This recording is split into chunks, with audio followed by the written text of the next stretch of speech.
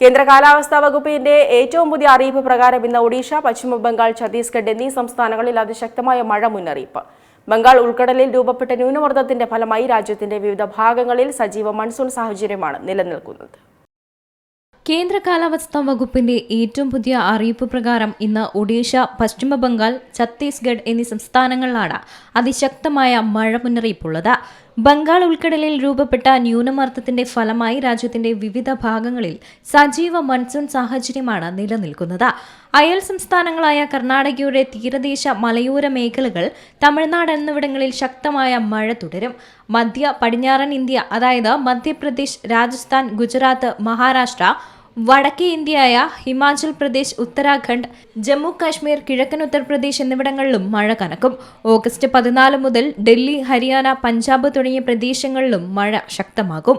വടക്ക് കിഴക്കൻ സംസ്ഥാനങ്ങളായ അസം, മേഘാലയ, അരുണാചൽ പ്രദേശ്, നാഗാലാൻഡ്, മണിപ്പൂർ, മിസോറാം, ത്രിപുര എന്നിവിടങ്ങളിലും മഴ കനക്കും. മലയോര മേഖലകളിലേക്കുള്ള രാത്രിയാത്രകൾ പൂർണ്ണമായും ഒഴിവാക്കണം. റോഡിലെ വെള്ളക്കെട്ടുകളിലൂടെ വാഹനം ഓടിക്കരുത്.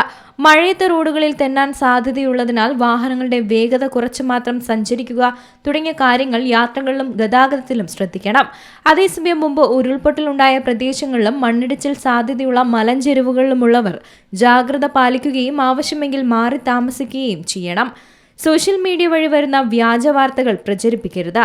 ദുരന്ത നിവാരണ അതോറിറ്റിയുടെയും കാലാവസ്ഥാ വകുപ്പിന്റെയും ഔദ്യോഗിക അറിയിപ്പുകൾ മാത്രം വിശ്വസിക്കണം. News desk, Zee Malayalam news.